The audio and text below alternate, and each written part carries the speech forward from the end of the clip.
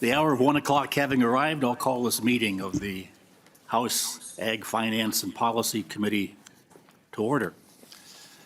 Good crowd on hand today. We have 4 bills to go over, and hopefully this will just be a perfunctory thing, but we do have the room reserved again for 6:30 if things go long. Let's hopefully that won't have to happen.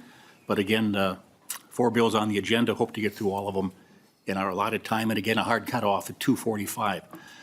And because of the weather, the storm we had last night, a couple of our members are with us online today. Representative Lee and Representative Vang are with us. They're here, but they're online on Zoom and can take part in today's meeting as well. So welcome to everybody. Welcome to the Ag Finance and Policy Committee. First bill up, but after we take care of some housekeeping, a quorum is present, and we have to do the minutes of the meeting. Representative Hanson, have you checked the minutes of the last meeting? Yes, I did, and I would move the minutes from the last meeting. Very good. Any discussion on that? If not, all in favor of approving the minutes, say aye. Aye. Against, same sign. Approved minutes have been passed. Thank you. Now on to House File 47, Representative Schultz. I will move your bill to go to the General Register. So Representative Schultz, present your bill. Thank you, Mr. Chair. And I also have an A1 amendment if we'd like to take action on that first, and then we can discuss the underlying bill. Representative Schultz, to your A1 amendment. All right, very good, Mr. Chair. Just quickly on the A1 amendment, I am working incredibly well with all of the stakeholders who are engaged in the conversation surrounding broadband installation safety and working together to find what will work for the people of Minnesota. So the A1 amendment is a reflection of that ongoing work to address language that was originally in House File 47 that we are removing from this bill. And so I would encourage support of the A1 amendment. Thank you, Mr. Chair. Any questions or discussion on the A1 amendment? If not, all approved, say aye. Aye. And opposed, same sign. The amendment is approved. Representative, to your bill as amended. Thank you, Mr. Chair, and great to be before you. And I want to say a quick thank you to everyone who braved the cold and the snow and the roads, I'm sure, which were very challenging to get here today. House File 47 is a bill to address the language which was passed a year ago as it relates to the safety standards for broadband installation. I think that there is a common purpose around wanting to ensure that our communities, our homes, our businesses are safe and also have access to fast and reliable and affordable broadband. And so today with House File 47, a bipartisan group of legislators in both bodies of the legislature is working to ensure that we have language that works for the people of Minnesota. So in coordination with the cable folks, with the telecom folks, with contractors across the state, many small businesses, and especially our trade unions, I want to just say a special thank you to everyone who's involved in this conversation, and especially call out LIUNA for their continued work on this too. We are working together to find what can work for the people of Minnesota, which is exactly what you'll see inside this bill. With me are a number of testifiers today to speak to the challenges that we will work through in this, but there's an immense opportunity that we have if we get this right. And there are some challenges on the horizon that we need to address in this session for this year, which this bill gets to. And so I'm actually going to let my first testifier, Melissa, go into the details on that. And so I'll return it back to you, Mr. Chair. Welcome to our committee, and identify yourself and proceed. Well, good afternoon, Mr. Chair and members. My name is Melissa Wolf, and I'm the Executive Director of the Minnesota Cable Communications Association, or Minnesota Cable. Thank you for the opportunity to testify in support of House File 47 today, and I especially want to thank Representative Schultz for bringing this forward and the bipartisan group of House and Senate lawmakers who have signed on to this bill. I also want to acknowledge, as Representative Schultz mentioned, that as an industry, we have had productive stakeholder meetings with everyone that's here today, and we have made a commitment to the authors of this bill to continue those discussions and find compromise. Minnesota is on the verge of achieving universal broadband access, but last year's telecommunications installer law threatens to derail our progress. If not modified to provide flexibility this legislative session, by July 1st of this year, this law will disqualify thousands of experienced broadband installers working anywhere in the 7-county metro area from working on broadband projects until they take 40 hours of state-mandated training and pass an exam. And it will take thousands of experienced broadband workers off the job of deploying broadband in greater Minnesota to take the 40 hours of training and pass an exam. This bill, House File 47, has strong bipartisan support because it makes common sense fixes to what is currently an unworkable law. To be clear, this bill does not call for the repeal of last year's law, nor does it take away any of the safety standards that were established and will be required. However, the following changes to the law are necessary to provide flexibility and ensure the uninterrupted deployment of broadband access across the state. There are 3 key issues that must be fixed. First, the training timeline is simply impossible. This training program is the first of its kind in the nation. Broadband providers are working in good faith and taking immediate action to develop a compliant program, but the reality is that without a deadline extension, there will not be enough certified trainers to meet demand, and the state will not have enough compliant workers before the July 1st, 2025 deadline. The new law also requires a portion of the training to be hands-on. Underground excavation cannot take place until the ground thaws. Today's weather is a great example that final thaw in Minnesota could be in March, April, or even May in some parts of the state. That leaves us with as little as 2 months to meet a statewide mandate.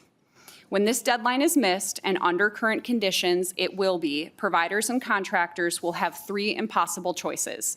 Shut down projects in the middle of peak construction season, continue working out of compliance, putting projects and workers at legal risk, or lose permits, delaying broadband access indefinitely for thousands of Minnesotans. In fact, earlier this week, one Minnesota county emailed contractors that work within that county stating that as of July 1st, quote, failure to provide proof of this certification and matching identification to the county will result in immediate work stoppage, eviction of county right-of-way, and permit revocation. None of these are acceptable outcomes for you, for us, or for the people we serve. Second, the training requirements are confusing and contradictory. This inconsistency is a direct result of the lack of clarity in the law and could create a scenario where every broadband worker in the state on any job site would need this certification, something we were told was not intended by proponents of this law. The law also requires at least 2 certified workers present at all times at any location where broadband is being installed using directional boring. This is a staffing mandate that effectively doubles the required workforce on every job site at a time when qualified workers are already in short supply. Worse, the law doesn't actually define what a job site is. In greater Minnesota, a broadband project can stretch for miles with multiple drill rigs working at once. How many certified workers are required in this case? Nobody has answered this question consistently. Lastly, the 40-hour training requirement is excessive and arbitrary. The law mandates that every broadband worker complete 40 hours of training and pass a new state-mandated test. For context, pipe layers who work on underground water and sewer pipes at far greater depths only need 4 hours of training. The 40-hour requirement will pull thousands of experienced broadband installers off the job for a full week to meet a training requirement not found anywhere else in the country. This bill only makes reasonable adjustments so broadband work is not interrupted and we meet the federal mandate to invest $652 million into Minnesota broadband in the next 4 years. Minnesota can't afford to sideline its broadband workers. We cannot afford to play games with broadband deployment. We have made great strides in broadband expansion, but now we are at a crossroads. I would ask for your support of House File 47 so that we can keep broadband expansion on track and ensure Minnesota remains a leader in connectivity. And I'd be happy to answer any questions. Thank you, Ms. Wolf. Any questions from members? Representative Smith. Thank you, Chair. Thank you for testifying. A couple clarifying questions on some things you said. First, just to bring up a question you said, job sites being defined as a difficulty in this bill, but the bill before us doesn't clarify any of that. All it says is that there's going to be less people that need to be certified on whatever the job site is. So do you feel that this bill addresses that concern that you just mentioned? I think the bill. Go ahead, ma'am. Oh, I'm sorry, Mr. Chair, Representative. I think what the bill will help us do is make sure that we don't have to double staff on every job site. If you look at the underlying law, anyone that is doing the 3 jobs that are listed there will still need that certification. This will just make it clear that we don't have to have double the staff when there's directional drilling taking place. Thank you, Ms. Wolf. Follow-up question, Representative Smith? Maybe not on that particular one, maybe just on the broader question that brings up, I think is one of the reasons that this law was implemented in the last session was like rising damage done to gas lines and things along those lines, which is why these standards are so high, as you're mentioning. And we have, I don't know if there are going to be testifiers later, places from like cities of Bloomington in the metro and even outside in greater Minnesota, like Austin, that are saying this is incredibly detrimental. And that's why these standards are so high. And why, for example, it's not the same as pipe layers that you mentioned specifically. So, I mean, how would you answer folks to say, like, the reason these are so high is because there has been damage to our pipes, and we want to make sure that's done safely. Why minimize these things that will solve that problem before they're even implemented? Ms. Wolf?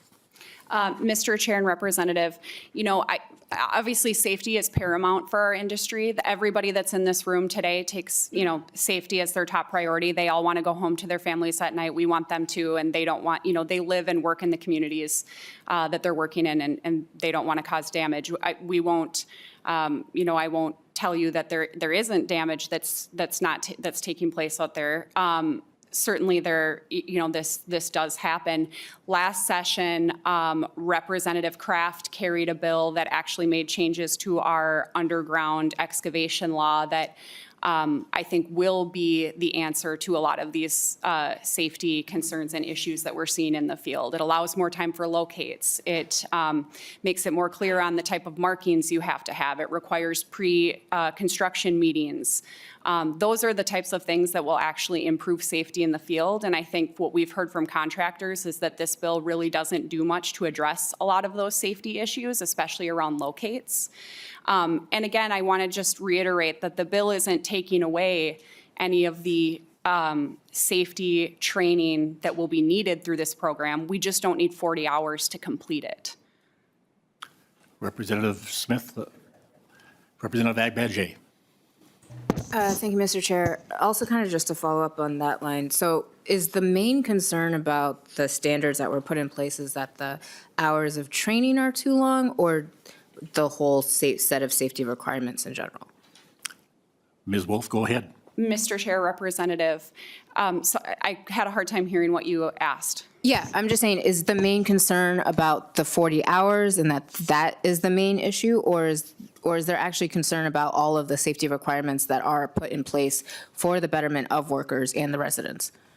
Ms. Wolf? Mr. Chair, so as I testified, I think the 3 issues here is that we weren't given enough time. We need more time to get the thousands of workers that are going to need this certification to get through this program and be compliant so that they can continue working. I think the other issue is we need more clarity around the staffing mandate in the field. And the last piece is that it is a very onerous training for people that have been doing this work for decades in the field. And so I think those are the 3 issues. It's, we're not changing anything in the law that says, these are the things that have to be trained on. All we're saying is we need more time, flexibility, and clarity to complete it and get these people compliant and certified. Representative Schultz? Thank you, Mr. Chair and Representative.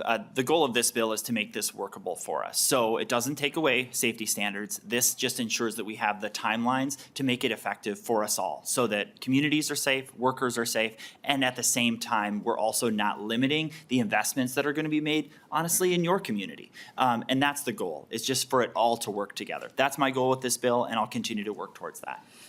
Mr. Chair? Representative Agbadje? Yeah, I guess, this probably isn't really a full question, but one thing to think about is what you're removing from this bill is sort of, having those 2 safety qualified installers and then also pushing back the time frame, right? Like it's a staggered bill. So like the first set of folks would be available for the metro area.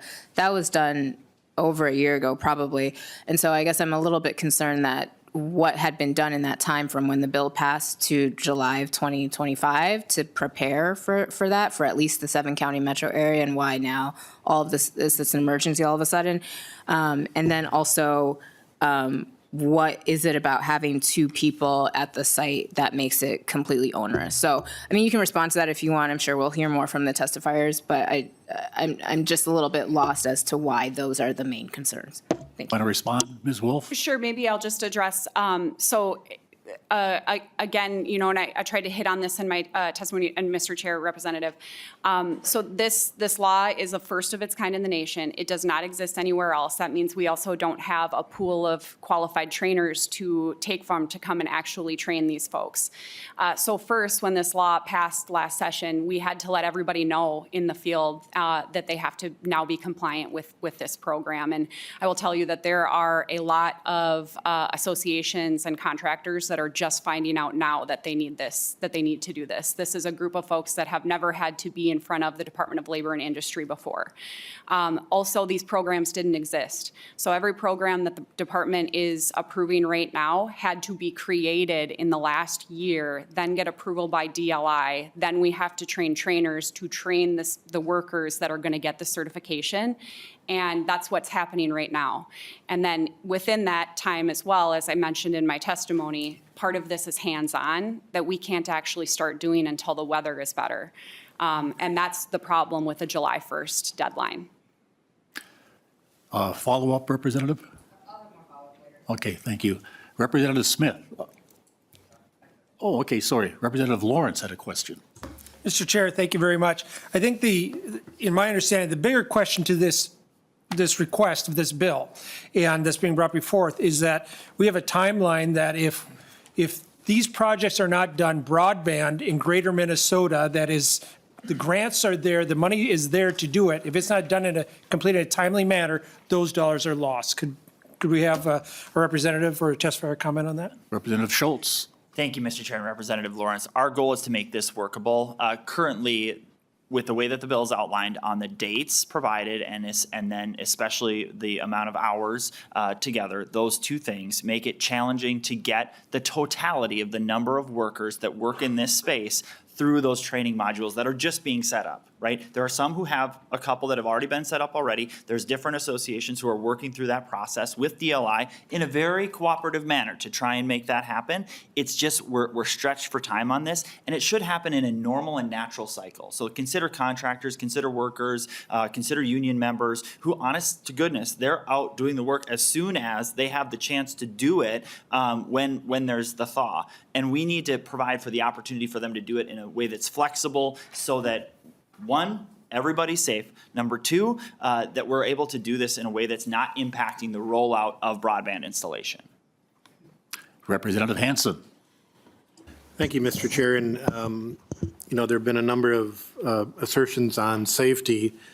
I was looking at the list of testifiers, and maybe, Mr. Chair, if there's someone from CenterPoint or the gas companies that could be here to discuss at the end of all the other testifiers, it'd be good to hear on the safety side from those folks. Thank you, Representative. And yes, there is somebody from CenterPoint here who would be available, and we'll call them up after we've gone through the list of published testifiers here. Ms. Wolf, thank you. Stay around if there are more questions. And next up, we have Nick Anderson and then Brent Christensen on deck.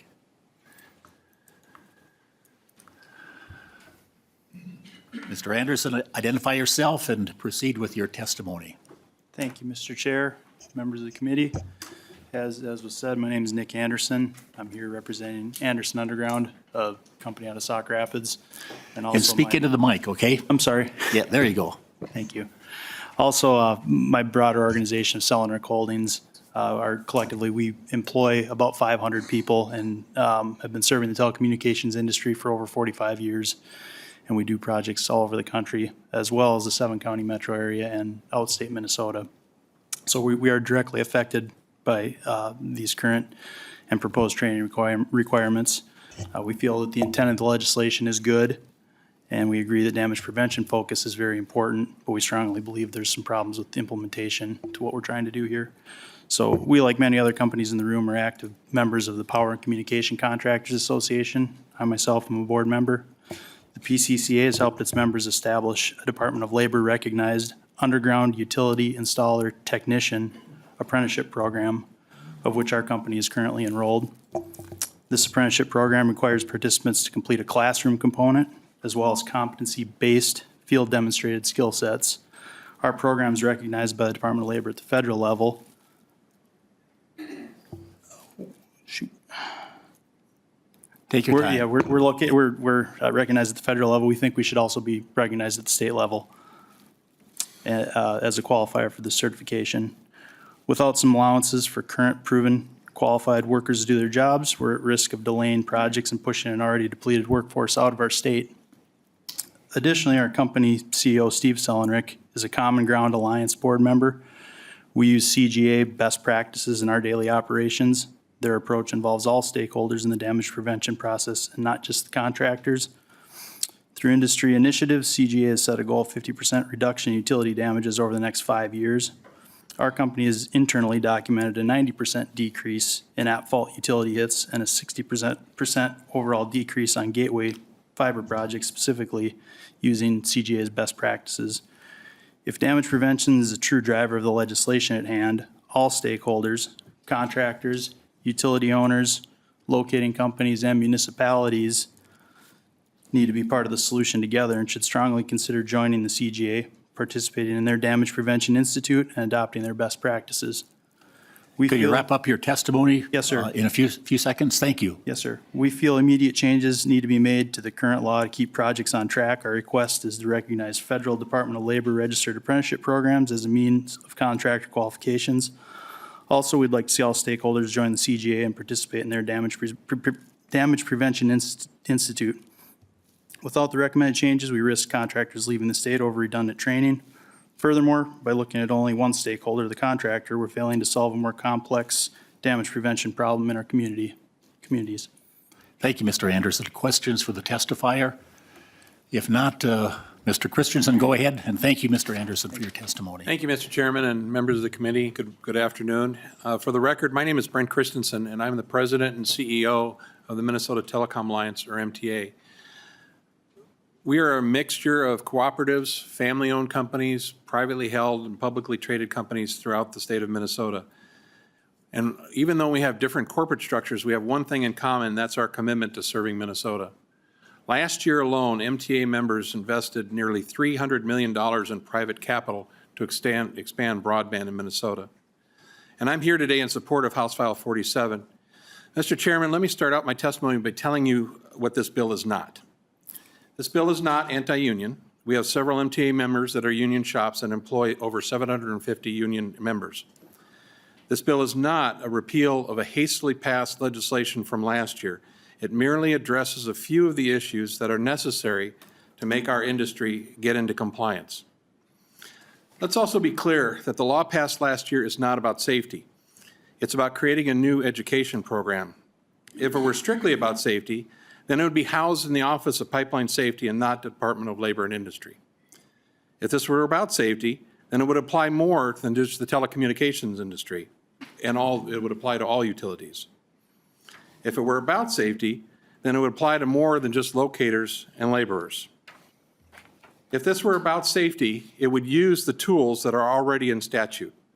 Last year, the authority of the Office of Pipeline Safety was beefed up to address utility damage. In addition, nothing in our industry goes into the ground without local government permits. Those permitting authorities have the ability to require safe practices or pull the permit. That is where the efforts for a more safe underground installation should be focused. Now, all that said, MTA has gone through the process of our underground telecommunications installer certification program, or UTIC, and it has been approved by the Department of Labor and Industry. MTA has a specific telecom safety education program that's been around since 1981. We provide training to over 3,000 employees in over 60 companies in 8 states. And even with all of that experience and knowledge, our staff struggled to come up with 40 hours of relevant content. This makes sense if you consider the UTIC program was patterned after the pipe layers certification, which is only 4 hours. Our goal for over 10 years has been to work with the state on true border-to-border broadband. This issue just doesn't affect Minnesotans in Carlstead or Byron or Pipestone, but also Minnesotans in Minneapolis, Burnsville, and Savage. Could you wrap up your testimony quickly? Members, I Thank strongly you. urge you to support this bill. Let's fix this and get back to the work of deploying quality broadband to all Minnesotans. And with that, I'm happy to stand for questions. Questions from members? Representative Smith next, Michelle Benson, you're on deck, okay? So, Representative Smith, go ahead. Absolutely. Thank you for your testimony. Maybe just to ask a specific question, because we've heard the difficulties in training folks from multiple testifiers already. What are you currently planning now as this is coming up pretty soon? How many classes are scheduled? How many people are enrolled in those classes? Because we heard that right now it's impossible for this to be done. I'm just curious, can you help me out with the logistics of why that would be impossible? Mr. Christensen. Chairman, Representative Smith, that's a very good question. We didn't get the guidance from Dolly until last November on what's going to need to be in the classes. So we worked hard with that, and we were the second program that was approved in December. We are currently working on the content, actually the delivery of that, and forming the classes, doing the presentations, and doing all of that. We hope to have that rolled out by the middle of March. We're going to do the classroom portion of the 40 hours. We're going to do the classroom portion of that and start classes as soon as we can. We're doing it through a delivery of online, different methods. We have an online component, we have a virtual component, and an in-person training. And we will be signing up our members of our safety program. We've had a lot of interest outside of our program for people to get that training. We don't know if we have the capacity yet to do that, so we're focused on our members first, and then we'll see about expanding it. Thank you, Mr. Christensen. Next up, Michelle Benson. Go ahead, identify yourself and proceed. Thank And you. Joel Hansen's on deck, by the way, sorry. Apologize. Thank you, Mr. Chair, Representative Schultz, and committee members. My name is Michelle Benson. I am Director of Energy and Commerce Policy for the Minnesota Chamber of Commerce, and I appreciate the opportunity to comment on House File 47. The Chamber and our more than 6,300 members know that digital commerce drives a vibrant, local, and competitive economy. More than 5,000 of our members have fewer than 100 employees. They're located in districts all across the state of Minnesota, including your districts. Minnesota businesses require robust, modern, secure, and accessible communications, data and information infrastructure, systems, and networks. And if you're like me and you have a kid home e-learning today, all the e-learning kids need that too. Direct investments, as well as regulatory frameworks in the digital ecosystem itself, impact Minnesota businesses as suppliers and purchasers of goods and services. Minnesota's telecommunications providers have invested billions of dollars to build out infrastructure, increasing access, speed, and availability for customers. In addition, public investment in broadband expansion has reached hundreds of millions of dollars in recent years, with significant funding already guaranteed over the next decade. This legislation amends last year's Underground Telecommunications Installer Certification Program, a training and safety initiative for broadband contractors that did add significant barriers to broadband deployment. The sensible adjustments in this bill will keep safety education in place while reducing barriers to timely, efficient broadband deployment across Minnesota to ensure that available federal funding is utilized in service to Minnesotans. We thank Representative Schultz, the co-authors, and all the advocates giving advice on this legislation to make sure that Minnesota can move at the speed of information. Thank you, Representative Schultz, Mr. Chair, and committee members. Thank you, Ms. Benson. Seeing no questions, we'll move on to Joel Hansen, and then Kevin Pranis is on deck. Chair Anderson, members of the committee, appreciate the opportunity to testify in support of House File 47. My name is Joel Hansen. I'm the Director of Government Affairs with Associated Builders and Contractors in Minnesota. ABC is a construction industry trade organization with over 350 local members that promote fair and open competition in the construction industry. Our members employ over 20,000 men and women who are part of the 3 out of 4 in the construction industry in Minnesota that choose to be merit shop craft professionals. So following passage of this legislation last session, ABC has worked to develop a DALI-approved Safety Qualified Underground Telecommunications Installer Certification Program. It's a mouthful, so we call it SQUIDY. But our SQUIDY program is going to be operational by early spring. And per the current requirements of the legislation, it's going to require individuals seeking to become SQUIDY certified to complete 40 hours of training, which includes both classroom and hands-on instruction, and pass an exam certifying their proficiency. Importantly, our program is open to all, regardless of employer, trade organization, or labor affiliation. So as far as we know, we're the only truly open SQUIDY program. So as such, we expect to take on a large share of the folks that are seeking this training, perhaps the majority. And so our current estimates are around 1,000, but every week we're getting calls from more and more that are seeking training. And so taking into account Minnesota's abbreviated construction season, we just do not think it's possible to get every employee that needs the certification prior to the July 1st, 2025 deadline. That's why we are very much in support of extending this out to January 1st of 2026. And so with that, I will stand for questions. Thanks, Mr. Hanson. Questions from any member of the committee? Representative Smith. Thank you, Chair. I have a question about SQUIDY. I didn't know that was the name of it. So you said it is currently designed and approved at 40 hours. So Hanson, go ahead. Mr. Chair, my apologies, and Representative Smith, thanks for that question. So yes, so obviously that's the current law, and so as such, everyone that is submitting proposals to DALI is going to have to meet those requirements, and the current requirements are 40 hours. Representative Smith. So if this bill were to pass in its current form, you're taking out 30 hours of a course you've already prepared. 30 hours, what are you taking out? Mr. Hanson. Mr. Chair, Representative Smith, so again, it's, if you look at the actual legislation, so there's requirements that need to be met within the education. So think of it as a course syllabus. You need to have proficiency in these particular areas. Again, the requirement on the hours is a little bit subjective in the sense that if the state says it's 40 hours and we're going to meet that, but ultimately you need to be proficient in those particular skills, and not necessarily it has to be a 40-hour program. And I think that kind of mirrors the testimony that Mr. Christensen had as well. Very good. Thank you, Mr. Hanson. Kevin, are you here? There we go. If I missed your name pronunciation, I apologize. Go ahead, identify yourself, and let's hear your testimony.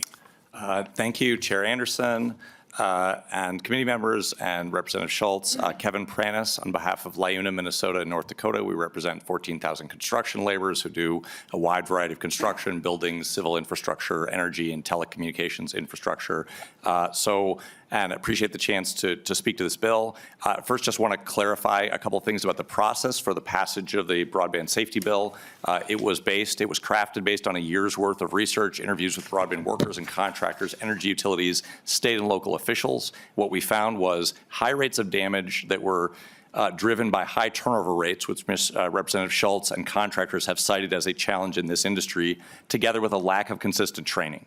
The existing regulatory requirements were simply not working to prevent repeat and serious damage and protect our communities. I do take exception to Mr. Christensen's statement that this was not about safety. So not only was this bill about safety and entirely motivated by safety and focused on the unsafe practices that had been identified by experts in the field, but we have heard since the bill was enacted from cities, from utilities and other stakeholders that it is an important safety bill that they believe will help keep us all safer. Second, I want to talk an overview of what we know a year after the original effort to pass the bill. First, many Minnesota communities are facing a crisis when it comes to substandard and unsafe broadband installation, a problem more severe than it appeared last year and getting worse. The data, the Centerpoint and the North Star Policy Action can speak to. I'll speak to the stories that we've heard from cities, counties, utilities, and workers. Everything from seeing workers wearing Crocs and socks and sandals doing installation. You see that in the Austin letter. We've seen it ourselves. Workers who describe seeing coworkers electrocuted when they hit buried electric lines. Cities that describe nightmare experiences like Bloomington and Austin, and those are just the tip of the iceberg, including frequent damage to gas lines. I would also say Department of Labor and Industry has done an extraordinary job rolling out this program at record speed with 7 programs already approved. That's probably faster than any of the new legislation of the last 2 years to get done with the help of DEED, Gopher State 1, Collin Office of Pipeline Safety for education. And it's already helping limit the market presence of bad out-of-state actors, which we've heard from one of Mr. Christensen's members in the Workforce Committee. We have specific concerns on HF 47, and there are these. First, delaying implementation until January 1st means that 3 million Minnesotans will continue to face service interruptions and safety hazards caused by out-of-state contractors. No Minnesotan should worry about their family's safety because an out-of-state contractor cut corners, damaged a gas line, tried to patch it with duct tape, and buried it again, hoping no one would notice, which actually happened in Bloomington, as their letter details. Second, cutting training requirements from 40 to 10 hours undermines efforts to ensure that workers in safety critical roles know what they're doing, that in fact would turn safety standards into a box checking exercise.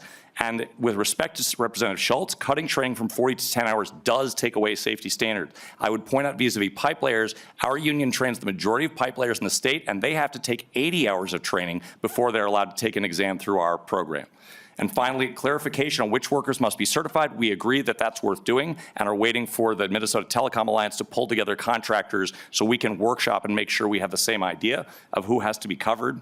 I would finally say— Can you wind up your testimony quick? Yes, sir. Very good. Yes, sir. In terms of BEAD, the law has no impact. That's why the Office of Broadband Development was comfortable with the law, and this law will do nothing to enhance the ability to roll out DEED. And finally, I would point out that contractors are already filing for dig tickets, which means that they believe they will be able to dig in coming weeks. If we can dig for construction, we can dig for training, and so we'd like to see the industry step up on that side. Thank you very much, and I'm available for questions. Any questions from members? Seeing none, thank you, Mr. Prentice. Last testifier is Jake Schweiter.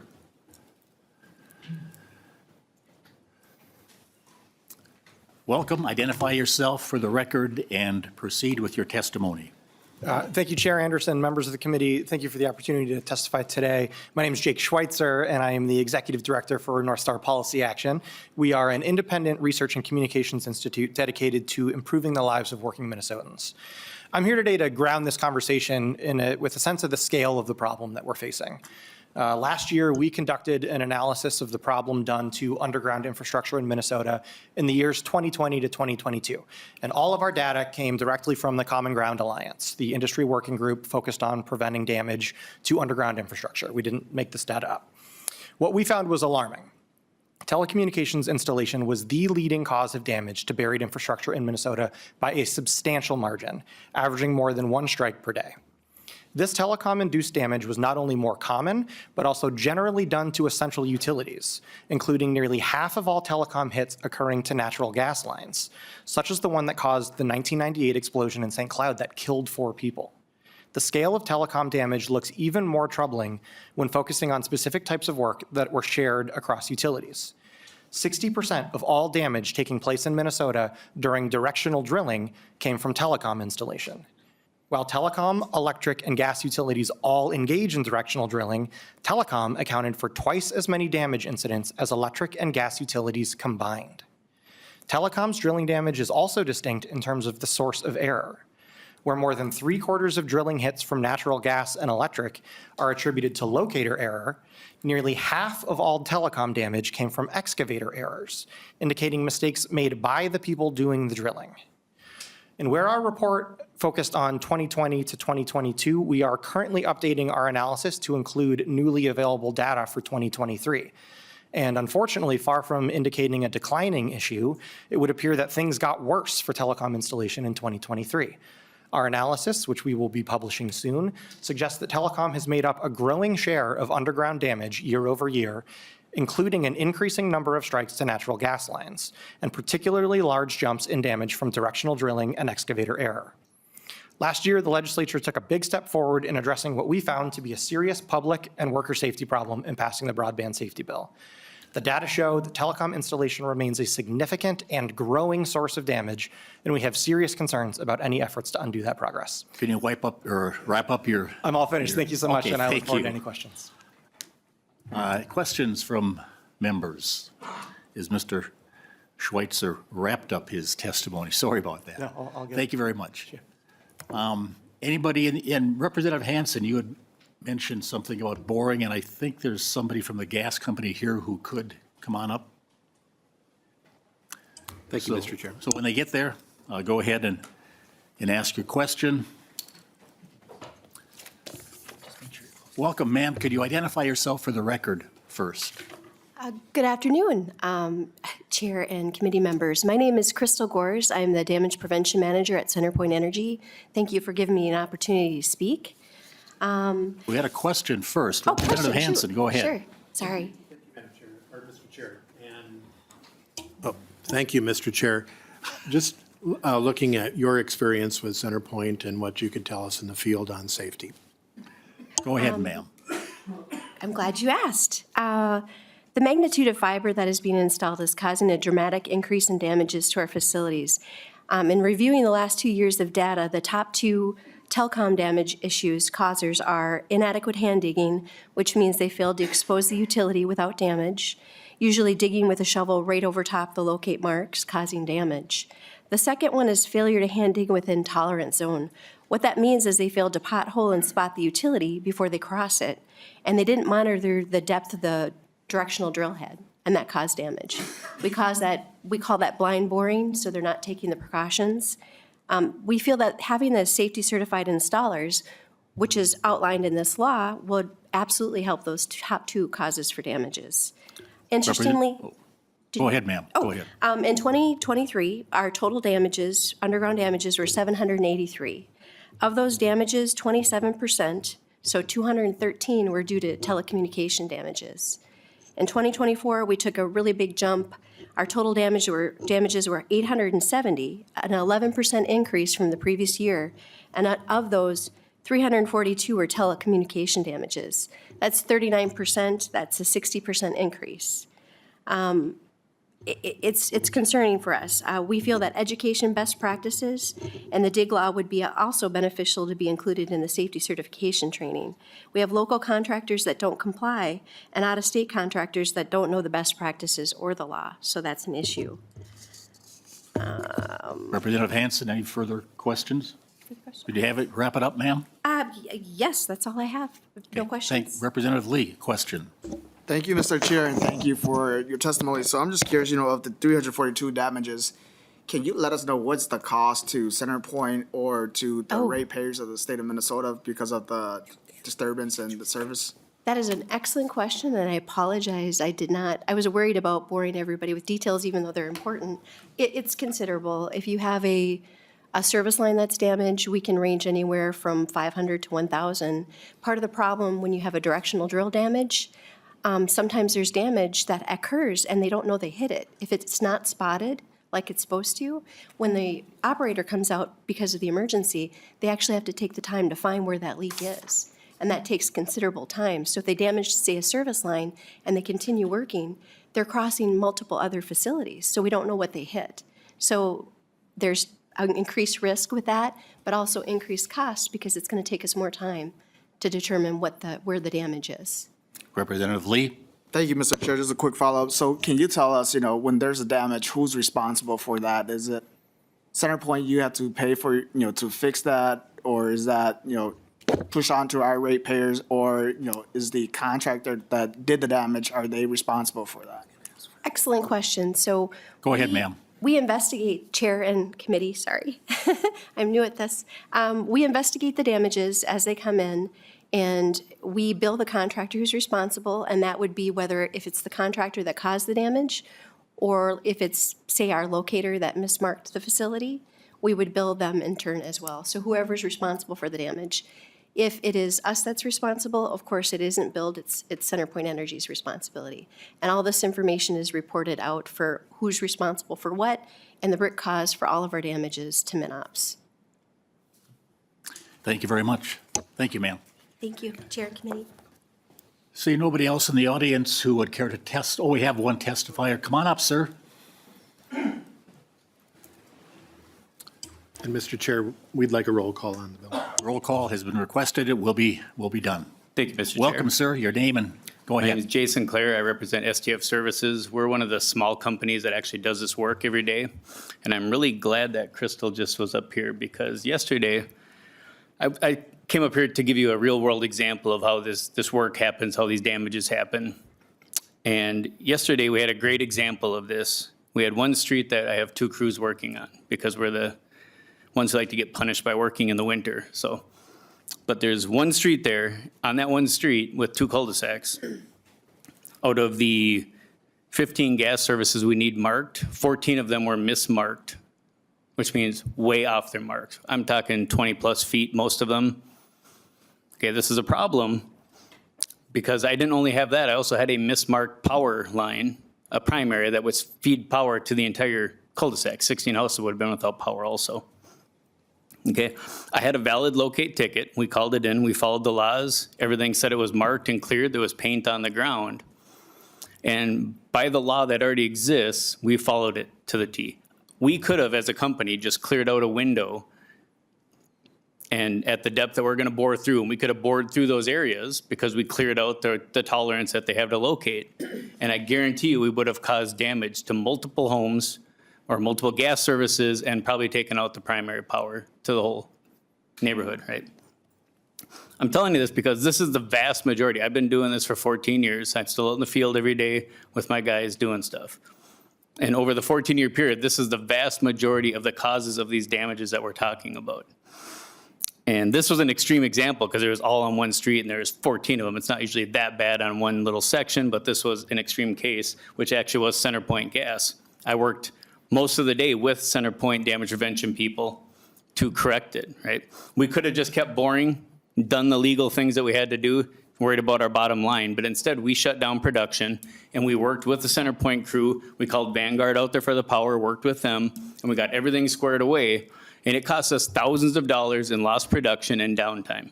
We don't get to bill anybody for that. But if we wanted to be greedy and just go for it, we could have got our production in and there would have been people down on their service. There would be more damages to report. It's not our fault that this happens, right? But we take it upon ourselves. We go above and beyond what the law requires already because we do care about the safety of our employees, of the homes that we're servicing. We don't want people to be without power, right? Especially wintertime. Or like Crystal said, sometimes you don't know if there's a gas hit, it can leak into the house, cause other problems, right? Can you wrap up your testimony, sir? I can. Thank you. This law doesn't do anything to address, it's the largest cause of damages that we run into in all the time that I've been doing this. I've been doing this for well over a decade, and this law wants me to go pay $800 for a class that doesn't exist yet. I can't sign up for one. I've tried. I've called everybody that has classes. I can't even sign up for one. They want me to take a week of my life, stop working, go do this training, and what are they going to teach me other than what the law already is? It's already in the law what we're supposed to do. If we just enforce the laws, like the utility companies are by law required to have their utilities located in a timely fashion, what the law states, and within a tolerance, which is stated in the law. If that was enforced, and that could actually have some teeth to it, I guarantee you the damages would go way down in all types of drilling and digging. Thank you, sir. Testimony, thank you. Any further questions from members? Representative Gander. For you. Thank you, Mr. Chair. Just one quick question. We're talking about... And speak up to the mic, Representative. Oh, yeah. Yep. We're talking about what looks like possibly exponential growth in damaging of gas lines and other underground utilities with this boring that we're doing for telecom. But could you also quantify for me the total amount of telecom boring that took place 2022, 2023, 2024? Are we doing more boring in each of those successive years? Just to say, you know what, maybe we don't have an exponential problem. Maybe we're just doing a lot more boring each successive year. Representative Schultz, or do you want to phone a friend? No, this is a relatively easy one for you, Mr. Chair and Representative Gander. Look, we are on the precipice of having the opportunity to have $652 million of BEAD dollars from the federal level implemented to serve our constituents across this state. So we are going to continue to see an increase in this. And so to this point, to this conversation, clearly there's a lot of voices that are important to have at this table to ensure that we have safety in our communities as this installation is happening. And so that's what we're committed to working on this session. Thank you, Mr. Follow-up, Chair. Representative? Yeah, so my question then really is, are we seeing more damage per foot of boring? Are we just seeing more boring going on, right? It's not as though suddenly these contractors got sloppy. It could be that we're just doing a lot more work, and because of that, just mathematically, that's how it's going to happen. Thank you, Mr. Chair. Representative Schultz, comment? There's not much more to add to that, except for that I think that this is, might be grounds for another piece of legislation to work on the locating. Okay. Seeing no, we had Representative Smith, didn't see you. Thank you, Chair. Thank you, Rep. Schultz. One clarifying question, and it's based on I have a couple questions. The first one I'm going to ask about what Representative Lawrence asked earlier about greater Minnesota. I just want to clarify the timeline in this bill only is extended to the 7-county metro area, correct? It's not changing any of those greater Minnesota programs. That's going to continue to stay January 1st. I just want to confirm that that is the case. Representative Smith, or Schultz. Thank you, Mr. Chair, and thank you, Representative Smith. Yes, so for everybody's frame of reference, so that we're all on the same page here, these standards are, and the training for each of these workers needs to be done if they're working in the metro area by July 1st of this year, which we're seeking to change in this bill to push it to January 1st of next year, which is when all other installers need to be meeting this standard. And so we're just marrying up the two and making this workable for everyone. Representative Smith? Yep. Sorry about the Schultz-Smith back and forth. I know that is very close. Thank you for that clarification. Kind of generally a question I asked here. I mean, from the testimony, it seems clear why I think the industry would want this sort of bill. It is less onerous on them. It is quicker to get this certification. But from like a public health perspective, we've heard from our utilities. We have testifiers from cities, and I can tell you my local utility, which is the largest municipal utility in the state, is also concerned about this. I don't understand from our perspective where when we have a problem that is rising in concern, why are we stripping back these safety measures? This is an open question. I mean, this seems like this is just something this particular industry would like to be less onerous upon themselves, while at the same time we have a public desire to not have gas leaks, which I think we'd all agree on. So at a basic level, I don't understand the need for this legislation at this time. Comment, follow-up? Question mark. Representative Schultz? Yeah, absolutely. Thank you, Mr. Chair and Representative Smith. The goal here is really that we're not having a situation where this summer that installation stops in the metro area or that it's significantly hindered, right? That's the goal. I completely agree with you with the goal for safety, to get these installations made, to ensure that we're not having more hits. And at the same time, we just need to help make this work together. At the same time, like if it was you or I, and we were one of the broadband installers, one of the workers, we want to be out making money and benefiting our families because we need to when the sun shines, okay? And the goal here with this legislation is to make it more naturally formed to the time of the year when they're not able to do this work. There's a very small group of contractors and others who are able to do this in the middle of winter by comparison to the prime time, which would be over the course of the summer. I am appreciative and grateful for the work that has been done by those in industry, by those in trade unions, and by our Department of Labor and Industry to get this set up as quickly as possible, realizing I just think the timeline is too tight to ensure all those things that we agree upon. We had one more. I can ask a follow-up. Okay. Sorry. One This more was my last follow-up, one. Yeah, Representative Smith. thank you, Chair, for allowing that. I mean, my response to that would be, I think also those families would want to make sure like gas leaks aren't happening in their community or loss of power, which has been a problem. My follow-up question is to follow up on something you said in the workforce testimony that you gave earlier, specifically around the workforce that is involved in this industry being transient. And we heard another testifier talk about out-of-state workers coming in. Isn't this the diminishing of the training certifications going to make that problem worse and not better?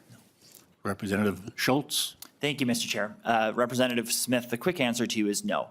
Our goal here with this piece of legislation, and ultimately, I believe the statute that's currently in place, and where you heard some common ground between industry and trade unions in this conversation, is that we need to identify who on a site, let's just say you have 5 people, who on a site needs to be trained.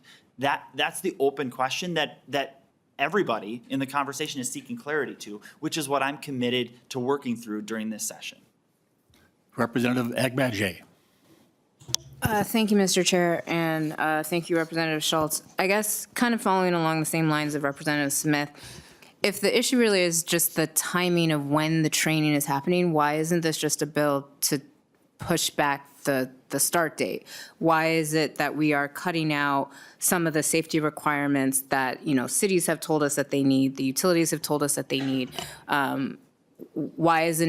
Why go the extra step to actually take off those regulations? Representative Schultz. Thank you, Mr. Chair and Representative. Could I ask you a clarifying question as to which safety standard you feel is being removed in this underlying statute? Representative Agbadje. Sure. I mean, you take out lines 1.17 through 1.19, which is the 2 safety qualified underground telecommunications installers, which I think people have talked about. It would be nice to know. And I think you even sort of alluded to that about like who there on the site needs to have that training to know where they need to dig, right? So instead of clarifying that, you just remove that standard, right? And then also on the training, the amount of training required, it, you know, drops it down by 75%. And so I think that's where I'm seeing a lot of the concerns coming from. I mean, even the city of Bloomington says that even if something like this should go through, they want a minimum hours of 24 hours, not 10. 10 is too small for them. So my thing is like, and then through a lot of the testimony, what I've heard over and over, the theme I'm hearing is we haven't had enough time to set up the trainings. The trainings that are being set up are meeting the 40 hours. So why isn't this just a bill to say, you know what, maybe July 1, 2025 is too soon. Let's put everybody at July 1 or January 1, 2026. Why stop? Why not just stop there? Representative Schultz. Thank you, Mr. Chair and Representative. You and I are very close to the exact same page here. So that's what the first section regards to pushing it to January 1st, 2026. The second point that is important, so lines 1.17 and 1.18 and 9, that section is specifically the point where all of the folks who have testified here today have said, let's sort out exactly what this means. So is this the final language that you're going to see passed and signed into law at the end of the day this session? No, it's not. There is additional work that needs to be done on this. That language is what's used for now to say that we don't necessarily need 2 of the same person being in that position, having been trained. That's all that's saying. Representative Agbadje. Thank you, Mr. Chair. And thank you, Representative Schultz, for that clarification. But again, you've taken out all of those people. So I don't understand where, like, when that new language would come in. And if I guess if you don't have it yet, is that being worked on? Representative Schultz. Thank you, Mr. Chair and Representative. The underlying statute, and I'm not sure if you have that in front of you now or not. We do. Yeah. All that removing lines 1.7 through 1.9 does is just remove the requirement for 2. So you still have these other positions in the underlying statute that still have to have the safety standard and the training. So it's removing the redundancy in this circumstance. Representative Agbadje. No, nothing further, Mr. Chair. I guess my last comment would really just be, you know, it does seem like there's still a lot of questions. So I, you know, would be very much interested in seeing kind of where those discussions end up, because I think right now we're sort of leaving the situation still in the same place it was when the law was passed last year, and I'm not necessarily sure we're getting closer to a point. And so would just be interested in seeing those conversations and seeing where they end up. Thank you, Representative. Representative Hanson. Thank you, Mr. Chair. And Representative Schultz, you've just indicated there was more work to be done. The place for that to be done is in this committee rather than passing it out. You know, sending it out and getting it on the general register and having, quote, people work on it really implies that work would be done in the dark of night It would not be done in the daylight. This committee would be the daylight where that should occur. So I'm going to recommend a no vote on this because you've said yourself there's work to be done. And we want to make sure we're doing that with the people of Minnesota, not just the vested interest. Final comments before we go to a vote, Representative Schultz. Thank you, Mr. Chair, and thank you once again to each of the testifiers who came to testify and share your perspectives on this bill today and for the great engagement on this issue. And I look forward to continuing this work. And to your point, Representative Hanson, because of the dynamics of this House of Representatives, I know for a fact that this work is going to be done in a way that ensures that the public has their voices heard and that they can see the conversations that are going on. So I'm confident in that, and that's why I encourage support and to see this through to the General Register. Thank you, Mr. Chair. With that, I will renew my motion that House File 47 be passed and sent on to the General Register. The clerk will take the roll. And the chair votes aye. Representative Harder? Aye. Representative Hanson? No. Representative Smith? In its current form, no. Representative Agbaje? No. Representative Burkel? Aye. Representative Frederick? No. Representative Gander? Aye. Representative Jacob? Jacob, yes. Representative Lawrence? Lawrence votes yes. Representative Lee? No. Representative Nelson? Aye. Representative Fang? No.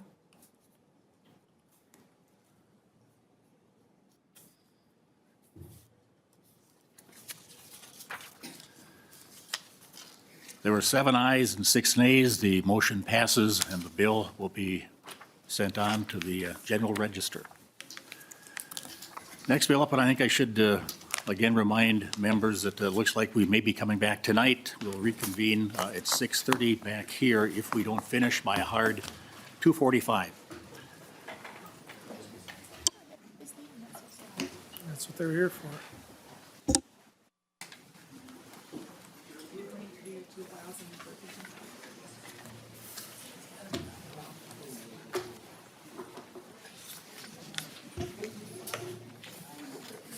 Cervidae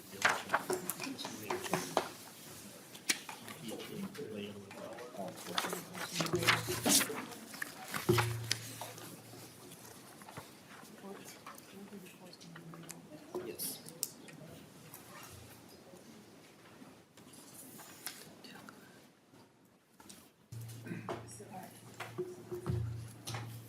Come on. All right, our next item of business is House File 434. Chair Anderson will present the bill on behalf of Representative Franson. Chair Anderson, would you like to move House File 434? Thank you, Madam Chair. I'd like to move House File 434 to be laid over here in the Ag Committee.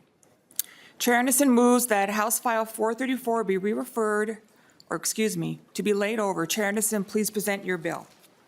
Thank you, Madam Chair. This bill, we heard about this last year as well. It would allow facilities in the state here of Minnesota to import some, in this case, reindeer from the state of Washington. And we've heard about, AZA and ZAA, those are 2 different types of zoo accreditation. And what this bill would do would be to allow the transfer of these animals, interstate transfer, between a AZA member and one who is licensed by the USDA, licensed exhibitor of regulated animals, and who also houses other AZA certified animals as well. There's a couple of testifiers, Madam Chair. I'd like to hear those now if we could. I have on the list Joan Hemker Park and Zoo. And that is being done remotely. Please introduce yourself and provide your testimony. Thank you. Hi, I am Joan Hemker, Chair and committee members. I am Joan Hemker, the founder and co-owner of Hemker Park and Zoo, and I am here today to in support of the Minnesota House File 434, an amendment to the Farm Cervidae Minnesota 35.155. At Hemker Park and Zoo, our mission is to promote animal species and advocate for the environmental conservation through partnerships and wildlife management. We have cared for reindeer for over 35 years and seek an exception to continue safeguarding these animals through genetic diversity and community education.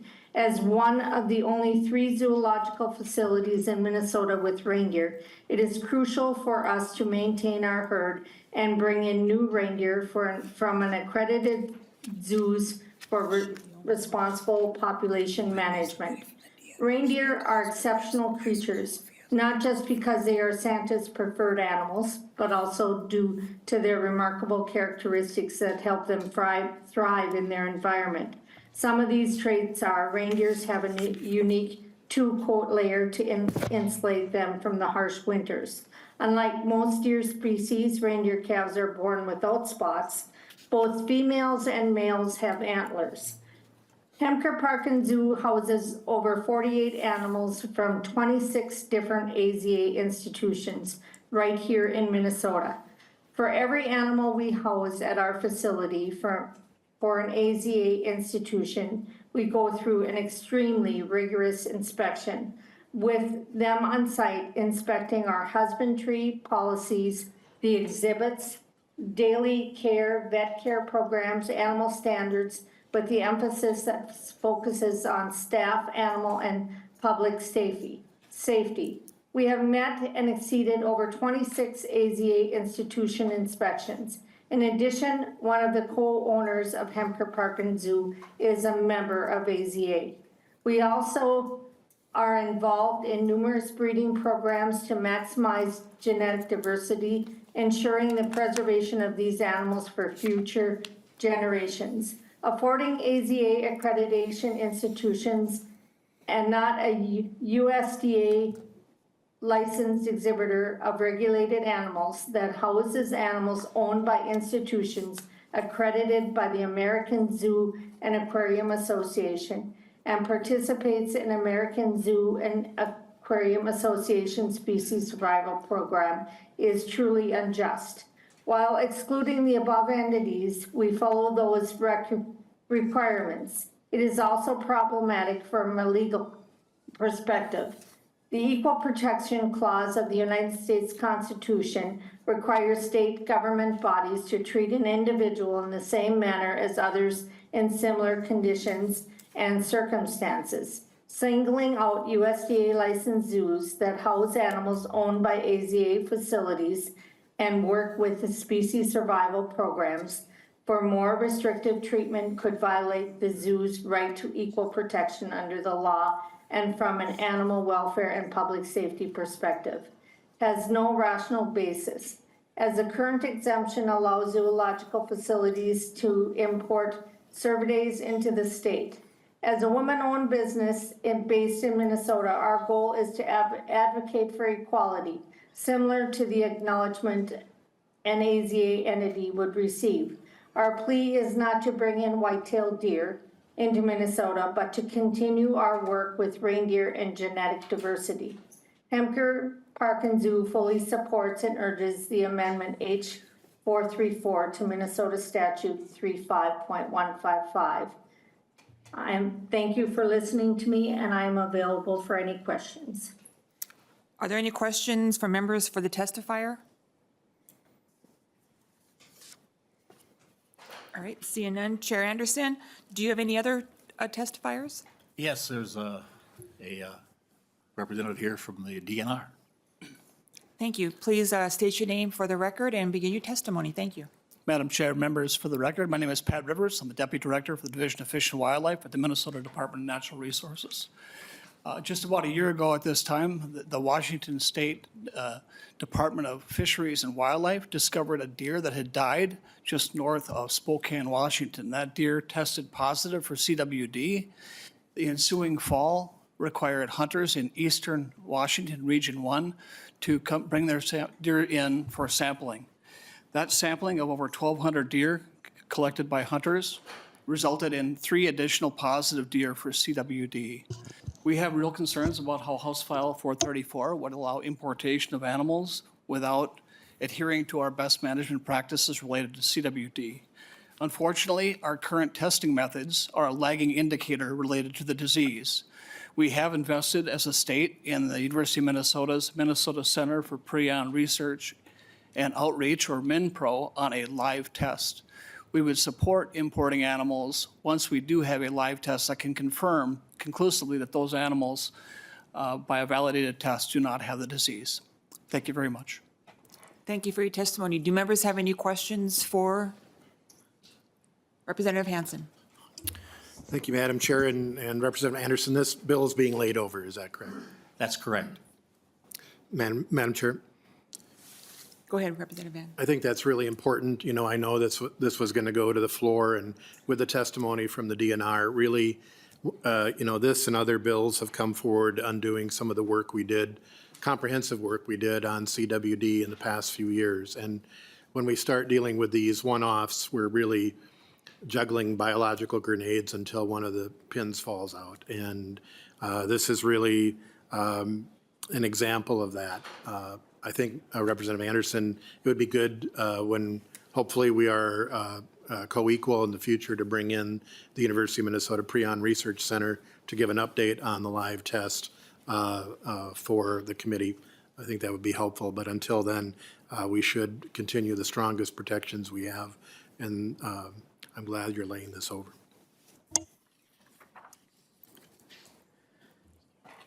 Any further questions, Representative Hanson? Anybody, other members have any questions? All right, then, Chair Anderson, do you have any concluding comments on your bill? Yes, Madam Chair, I think the thing that's missing here is having a validated live animal test. Currently, the only way to test for it is brain tissue of a dead animal. So that's what we really need to have, and it's being worked on, I know, but not quite ready yet. And I guess what I would ask for would be that the DNR, Commissioner of the DNR, may issue at some point a permit allowing this importation of wild Cervidae reindeer in this case, following a joint risk-based assessment conducted by the Commissioner and the institution. So with that, Madam Chair, I would move to have House File 434 laid over. Thank you, Chair Anderson. With that, House File 434 is laid over. Without objection, Chair Anderson will stay at the table and take up House File 1702. Chair Anderson, please move your bill.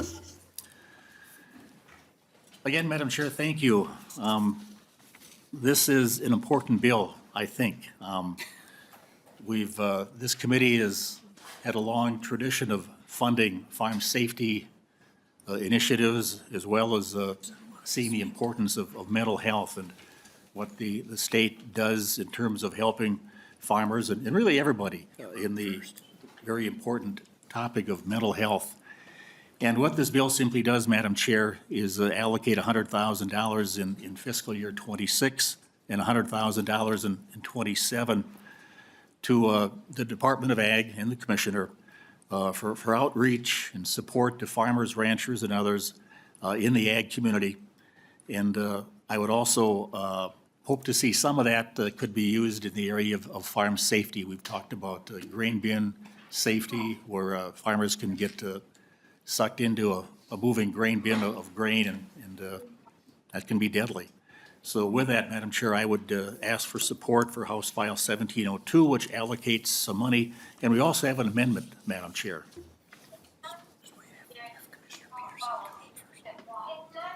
Chair Anderson, we'd like to bring the testifier first.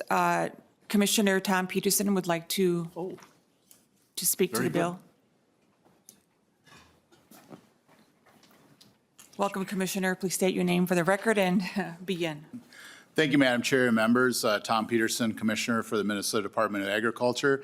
And I just wanted to just be on the record of saying that appreciate Representative or Chairman Anderson's long history in supporting this legislation. We've, really gone back many times to.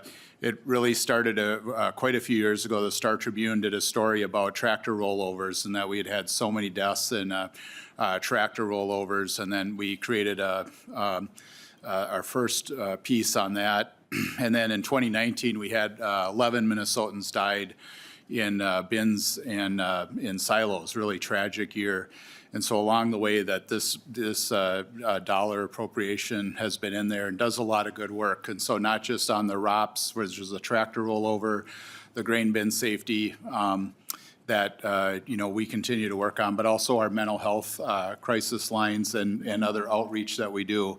And just a reminder that we have all that information on our website if you ever get to share it on your newsletters or anything like that, because you can call, text, or email any of that. So it has been crucial funding. But I also wanted to say it's currently was not in the base for this last year, and it is not currently in the governor's budget, but it's something, and over the years that's happened, but we're committed to continuing to work on this as we go forward and continuing to work with the governor and MMB and then the committees, but just wanted to be on the record saying that we support the general effort of this because it is important.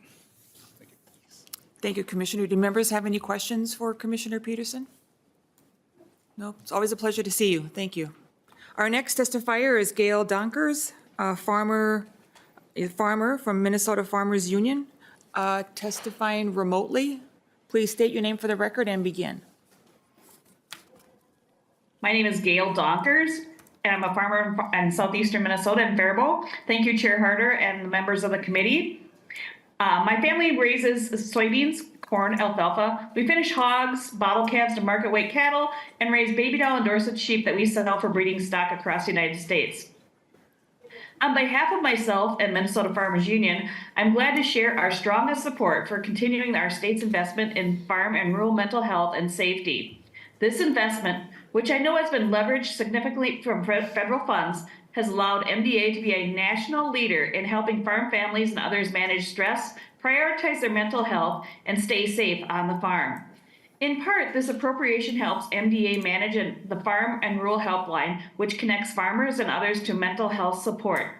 Farming can be a stressful job. You're often working alone, you're dealing with huge amounts of money and tight margins, and at the end of the day, there's a lot that you just don't control.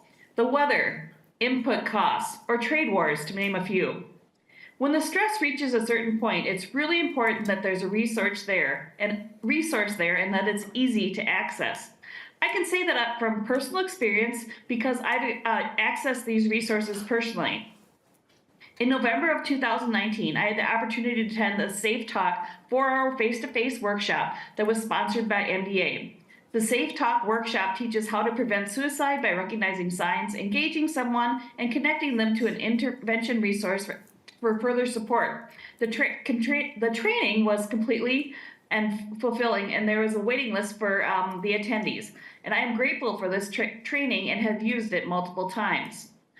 I have a farmer mental health resource page on my phone that I keep readily at access and have shared with many others over that time that I received information from at that health workshop. I have also reached out directly to Monica McConkey to learn how to help a family member that was dealing with depression. Monica and I had a deep discussion, and she helped me to organize a step-by-step intervention and get my family member the help that they so desperately needed. Just this past Sunday, I had a very deep discussion with a farmer that is a brand new dad. He has shared that his wife had gone through postpartum depression and deep anxiety, and it put a real strain on their family and their farm. I felt well equipped from my training to help and listen and assist this farmer. Additionally, Minnesota Farmers Union is working with several of our counties to host COMET trainings across the state. COMET stands for Changing Our Mental and Emotional Trajectory and is a 2-hour interactive training that teaches participants how to reach out in a respectful and supportive way to friends, coworkers, customers, or acquaintances that seem to be struggling with mental health, and they're somewhere in between the wellness and mental health crisis area. And these are sponsored by MDA and Minnesota Health. There was a time when I wouldn't have wanted to talk about mental health issues due to the stigma that surrounded mental health. But in part, through the trainings and outreach from MDA, I've come to know that we're all better off when we can share these things. And I'll say MDA's work in the mental health area has done a lot to destigmatize talking about mental health. Finally, I'd like to add this appropriation also supports related work on farm safety. Farming can be a dangerous occupation. Farming is listed as the 3rd most dangerous occupation in the United States, and there's a lot we can do to educate farmers about how to keep themselves, their families, and their employees safe on the job. I'm proud to represent Minnesota Farmers Union on the Farm Safety Working Group, which does really important work to connect groups and state agencies around this topic. Thank you, Representative Anderson, for bringing this bill forward, and to the committee for your consideration and for continuing to fund this going forward. Thank you, Gail. Do members have any questions for our testifier? All right. Our third testifier is Hunter Peterson, Minnesota Farm Bureau. Please come to the table, state your name for the record, and begin your testimony. Thank you. Thank you, Madam Chair. For the record, Hunter Peterson, Minnesota Farm Bureau. On behalf of our 31,000 family farm and ranch members, thank you for the opportunity to share our support of House File 1702. Just want to iterate that Farm Bureau strongly supports funding from, to MDA for farmer mental health outreach and farm safety grants. This week is American Farm Bureau's Agricultural Safety Awareness Program Week, so we appreciate the timeliness of this hearing. The challenges that farmers face today, as Ms. Donkers said, create immense financial and emotional stress for farmers. This stress, compounded by the often isolating nature of farm work, has led to alarming rates of mental health struggles within agricultural communities. Programs like the Minnesota Farm and Rural Helpline and mental health counseling services have proven to be invaluable lifelines for those in crisis. Additionally, farm safety grants play a critical role in preventing accidents and injuries on the farm. Agriculture remains one of the most dangerous industries with risks of equipment and machinery accidents, grain bin accidents, and livestock-related injuries. Farm Bureau as an organization also strives to elevate safety and health in agricultural and rural communities to reduce the number of farm work-related injuries and deaths by promoting safe practices and increasing public awareness. County Farm Bureaus participate in and host activities like farm and home safety forums for youth and adults and farmer and community wellness events on topics like mental health and substance abuse. At our Leadership, Education, Advocacy, and Promotion Conference this past January, we hosted an education workshop on managing farm stress and recognizing the signs of mental health struggles. Investing in farm safety measures such as cost share programs for safety equipment, worker education, emergency preparedness will prevent accidents from occurring and save lives. Likewise, continued mental health outreach funding will ensure that farmers can receive the help they need before it's too late. So thank you, Madam Chair, for the opportunity to express our support of the bill. Thank you, Mr. Peterson. Do members have any questions for our testifier? All right, I am seeing none. Is there anyone else in the audience who would like to testify for or against House File 1702? Not seeing any. Okay. Representative Hansen has the A1 amendment. Representative Hansen, would you like to offer your amendment? Thank you, Madam Chair. I would move the A1 amendment. I think it just clarifies that these programs also apply to farm workers and employees. And I would ask if Representative Anderson could accept this. Chair Anderson? Madam Chair, yes, I would accept Representative Hansen's amendment as a friendly amendment and would encourage members' support. Did you ask for discussion? Is there any discussion on the amendment from members? Hearing none, all those in favor of the A1 amendment say aye. Aye. All opposed say nay. The motion prevails and the amendment is adopted. All right, is there any further discussion on House File 1702 as amended? I'm seeing none. Chair Anderson, do you have any closing comments on House File 1702 as amended?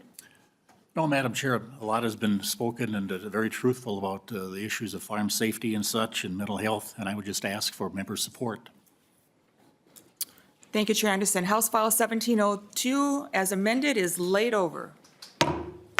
The next item of business is House File 1503. Representative Burkel, please make your way to the testifying table and move your bill.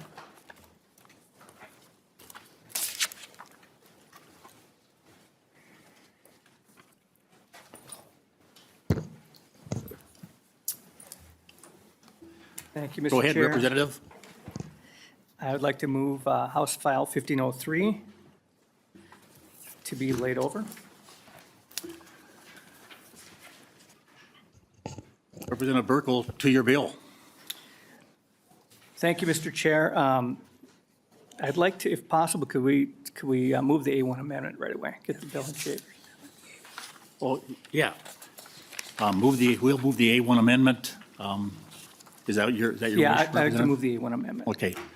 Any member comments on the A1 author's amendment? Very simple amendment. Line 12, just need to clean up some language that a lobbyist not to be named missed when the bill was drafted. And line on page 2, delete the enactment date. So that's the amendment. Any discussion? All in favor, say aye. The A1 is approved.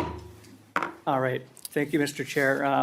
To the bill itself, as you all know, state of Minnesota and the country has struggled with high-path avian influenza, and this bill just establishes a program to award grants to poultry producers to install prevention measures on the farm. And with that, just to move things along quickly, I have a testifier. I'd like to just go right to the testifier, and we can move it along. Welcome. Identify yourself and proceed. Good afternoon. My name is Ashley Coles, and I serve Minnesota's turkey industry as the Executive Director for the Minnesota Turkey Growers Association. As you guys all know, last week was Poultry Day at the Capitol. Minnesota is the number one turkey producing state in the nation, raising nearly 40 million turkeys annually and contributing significantly to our state's economy and rural communities. I'm here today in strong support of House File 1503, which establishes a grant program to assist producers with cost of wild bird deterrence on farms. Turkey growers in Minnesota have set the gold standard for biosecurity and prevention measures on turkey farms. And this can be displayed when you look at the number of farms impacted by high-path avian influenza, turkey farms impacted by high-path avian influenza in Minnesota versus the national numbers. So if you go back to 2022, there was roughly 57 million birds nationally impacted. Minnesota had about 4 million turkeys. In 2023, 21 million birds nationally, 1.1 million turkeys in Minnesota. And in 2024, back up to 50 million birds annually, and Minnesota reduced even further to just right around 1 million. So Minnesota turkey growers are doing a lot, but biosecurity is not enough to prevent high-path avian influenza infections. Additional layers of protection are also necessary to reduce the risk of exposure to commercial turkeys. And so bird deterrents, like turkey lasers, I think we testified on this bill last year. There was a lot of talk about turkey lasers. I think, Mark, are they supposed to have pictures? Do you have pictures for them? There's an example of what a turkey laser looks like. So there's a lot of confusion, and we still get a lot of questions about what these turkey lasers actually look like and how they work. So the picture that you have in front of you is a turkey laser installed on a commercial turkey farm. And so you can only see one laser, but a barn, a typical commercial turkey barn will have 2 of them, 1 on each end. As you can see, there's a grain bin right next to the barn, which does block the laser from hitting the ground in some places, so that's why you need 2 in order to be able to surround the barn completely. And so how these lasers work is they move continually, and they move very slowly. And if I had a video, I would show you, but they move very slowly, and this isn't an exaggeration on how fast they move. And the green light, there's a magic behind the green light, they say, that birds are scared of the green light specifically, which is why the light is green. And the laser moves in a randomized pattern to prevent birds from landing on or flying near, and in a lot of cases, from what we see, flying over turkey barns specifically.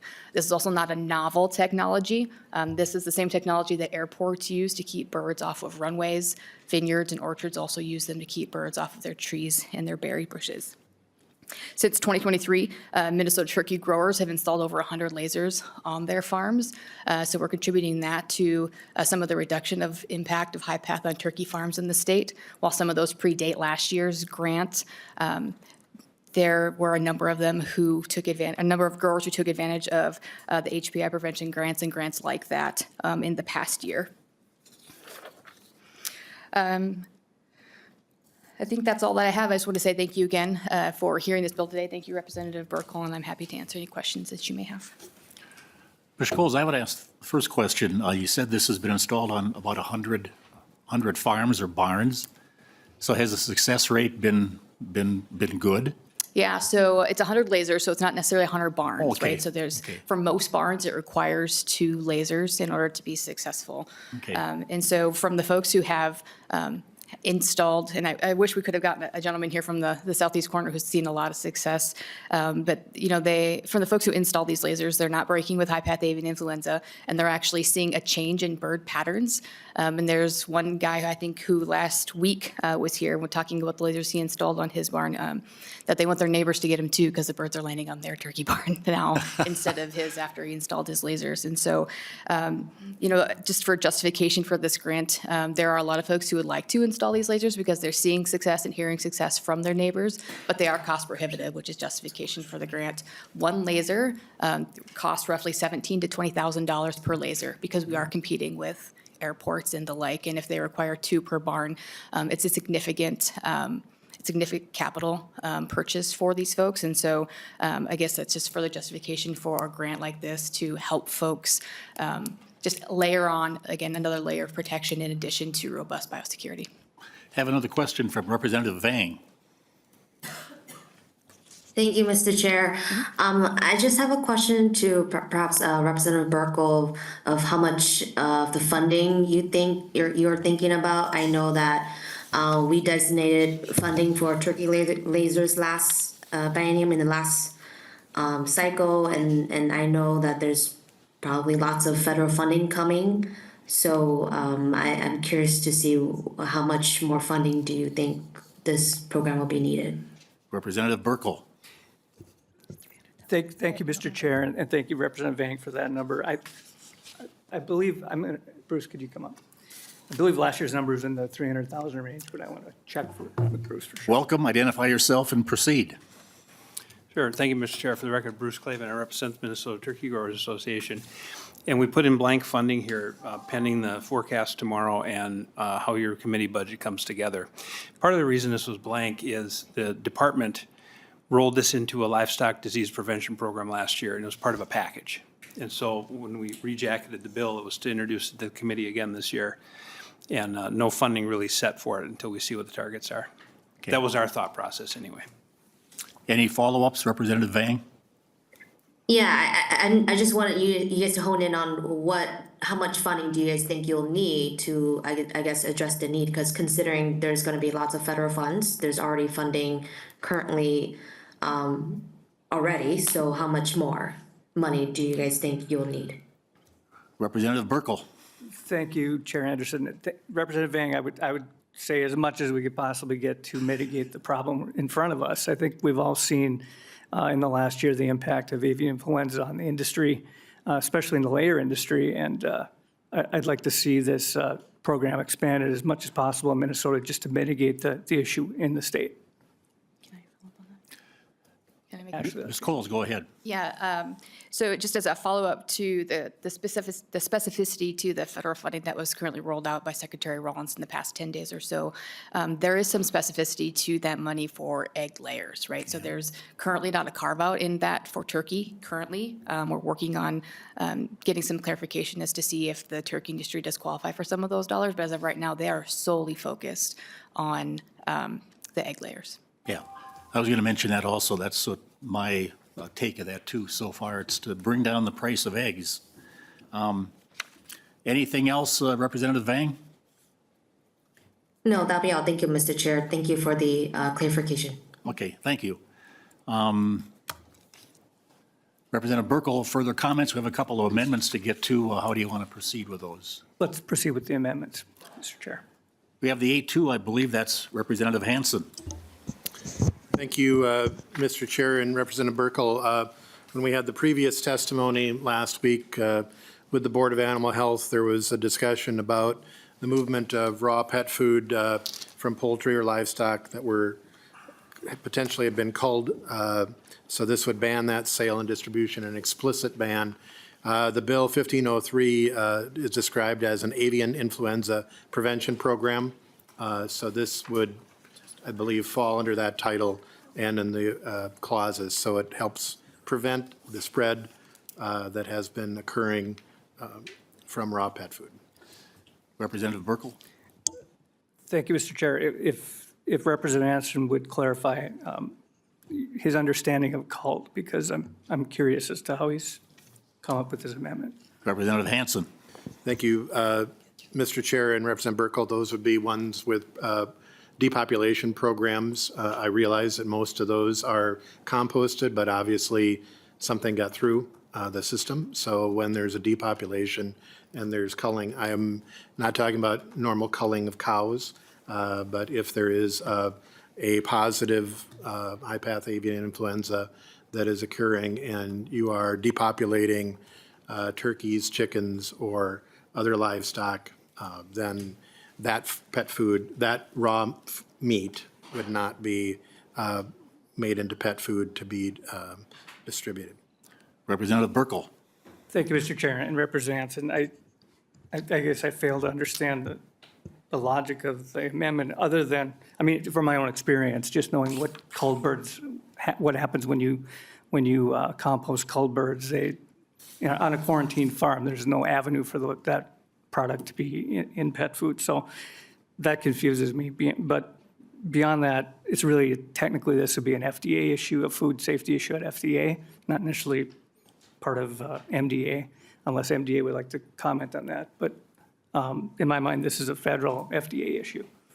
Representative Hanson. Mr. Chair and Representative Burkel, actually, the Department of Ag does deal with pet food regulation, and I believe this is a simple requirement. Obviously, something got through. We had that testimony in this committee where the likelihood of raw pet food, and that the Board of Animal Health testified that they did not have that explicit authority for banning it. So I would move the A2 and ask for a roll call. An A2 has been, A2 roll call vote has been requested, and the clerk will take the roll. Mr. Chair. if I may. Representative Lawrence. If I may, thank you. Mr. Chair, Representative Hanson has brought into the comment from the Minnesota Department of Agriculture on their role in this, and I guess I was curious if they would mind commenting before we vote on this. That'd be, If they are still here,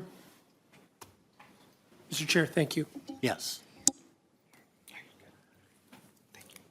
Introduce yourself and proceed. Yes, Chair Anderson, Committee. Thank you. For the record, my name is Michelle Medina, and I serve as the Director of Government Relations for the Minnesota Department of Agriculture. So when you detect high path on a farm, those animals are culled per the USDA, so they become USDA property. They're not allowed to enter the food stream. We do follow FDA guidance for our commercial feed and food division program that we have, but also high path is considered an adulteration. Adulterated food is not allowed into the food supply. That is both human and pet food. So any high path positive animals are not allowed already per state and federal regulation to enter the food supply. Okay, thank you very much. Roll call has been asked. The clerk will take a roll. The chair votes no. Representative Harder? No. Representative Hanson? Yes. Representative Smith? Yes. Representative Agbaje? Yes. Representative Burkel? No. Representative Frederick? Yes. Representative Gander? No. Representative Jacob? No. Representative Lawrence? Lawrence votes no. Representative Lee? Yes. Representative Nelson? No. Representative Vang? Yes.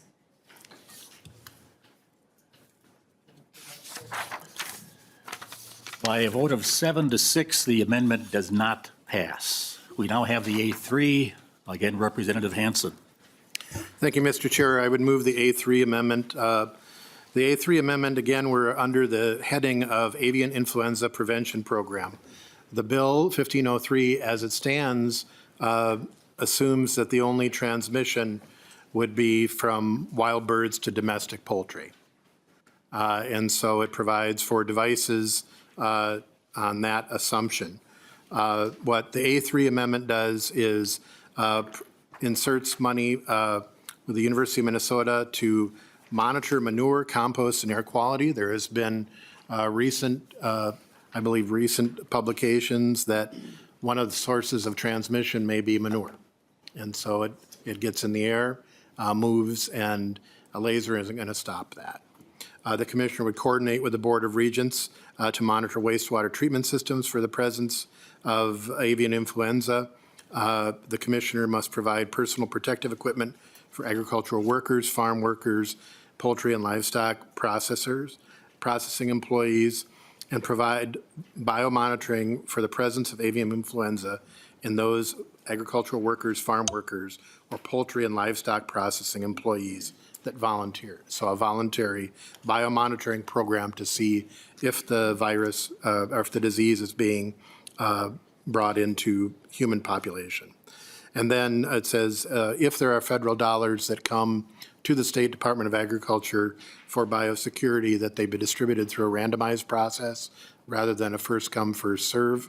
We have seen, and I think former Chair Vang would note that on prior grants, when there's first come, first serve, those that are ready, maybe the larger ones that have the ability or staff to apply for those grants. So the randomized money, if that is applicable for the state. Then when we get to page 2, these appropriations with the dollar figures are based on appropriations that were provided previously to the University of Minnesota for COVID monitoring. That initial creative research was nation leading. You know, many of us have probably seen the COVID monitoring in wastewater. That actually started with a research at the University of Minnesota that was an emergency grant from the Legislative and Citizens Commission on Minnesota Resources on March 17th, 2020, almost 5 years ago. So using those same appropriations, we'd look at wastewater, drinking water treatment, and then also public water and private wells to see if there is contamination of avian influenza in the water. So I'd ask for your support and a roll call. Thank you, Representative Hanson. I would say this is a pretty sizable amendment. It gets into a lot of cost and a lot of mandates. Had you discussed this with Representative Burkel prior to this? Mr. Chair, I did not discuss this with Representative Burkel. We have had a very limited time in the minority here. I anticipate that in the near future, we may be at an equal number. My purpose in this is getting these topics out here. It's a lot faster to draft an amendment than it is to get a bill drafted in this current environment. And so I think these are important factors to have that hearing and get it out here. My understanding is the bill is being laid over. I think these are important topics that we should consider, hopefully equally in the near future. Representative Burkel, it's your bill. Thank you, Mr. Chair, and thank you, Representative Hanson. It is a pretty extensive amendment. Looks more like the workings of maybe a bill you should draft at some point down the road. I would request everyone vote no simply because it is that extensive, and what we're really trying to do here is alleviate some of the stress for the farm and the folks on a farm that are dealing with the financial and emotional stress of dealing with high-path avian influenza and trying to prevent that. I do have a question about, as far as the manure composting air quality situation, it seems like something that belongs at MPCA. And the Department of Health is already monitoring wastewater. I guess this really should be a bill, Representative Hanson, at some point. Providing PPE, I could tell you from firsthand experience back in 2015 when I broke with high-path AI that PPE was provided, biomonitoring was provided. I was called daily, as was my son, to check into our health situation, see if we had any signs, symptoms of any kind of influenza, and even got a prescription to Tamiflu. So kind of redundant there. I guess as extensive as the amendment is, and maybe Department of Ag would like to speak to it at some level, but I'd ask members to vote no. Commissioner Peterson is getting up and coming on over. Welcome back, Commissioner. Thank you, Mr. Chair, members, Tom Peterson, Commissioner. Yeah, just a few comments. I think Representative Burkel and sorry, Representative Hanson too, haven't had a chance to visit with you about this, and it is really, really important issue. And just a few thoughts. I think that on the wastewater and the we'd probably prefer working with the MPCA on that rather than the Board of Regents, just because of what their or the manure with that in the Department of Health on wastewater.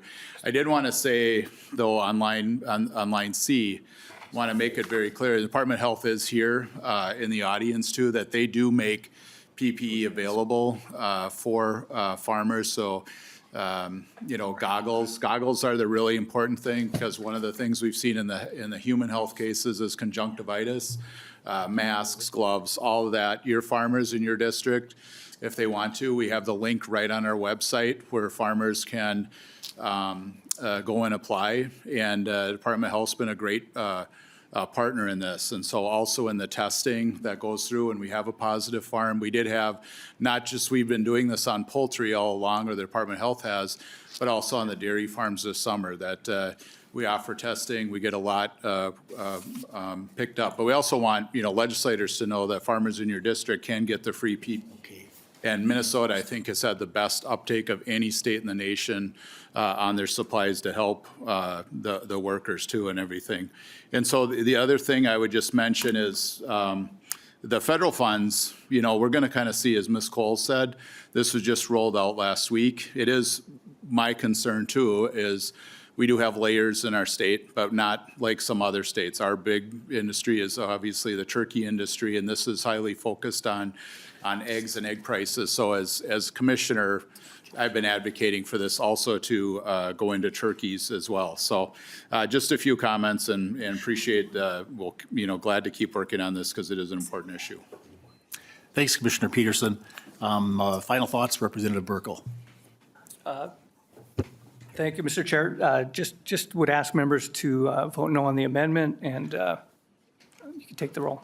Representative Hanson, your final thoughts. Mr. Chair, my intent here was to get these topics out here. Do I have your commitment that you will continue to work with our side on these topics? Yes, you do. Yep. And we will withdraw the amendment. Okay. The A3 amendment has been withdrawn. And now to the bill, House File 1503. Any final comments from members? Seeing none, Representative Burkel, you get the last word. Thank you, Mr. Chair. I'll just appreciate the hearing today. Appreciate Representative Hanson's comments and his amendment, understanding what he's trying to do there, but really feel that this bill addresses a situation really on the ground with farmers that are really dealing with a financial stress and an emotional stress that, and we've all seen what avian influenza can do to our poultry industry. So with that, I'd appreciate a yes vote on the bill. Or no, we're laying this over. Sorry. Actually, yes, the bill will be laid over. So House File 1503 is laid over. Thank you, Representative Burkel. Thank you to committee members. And with that, the meeting is adjourned.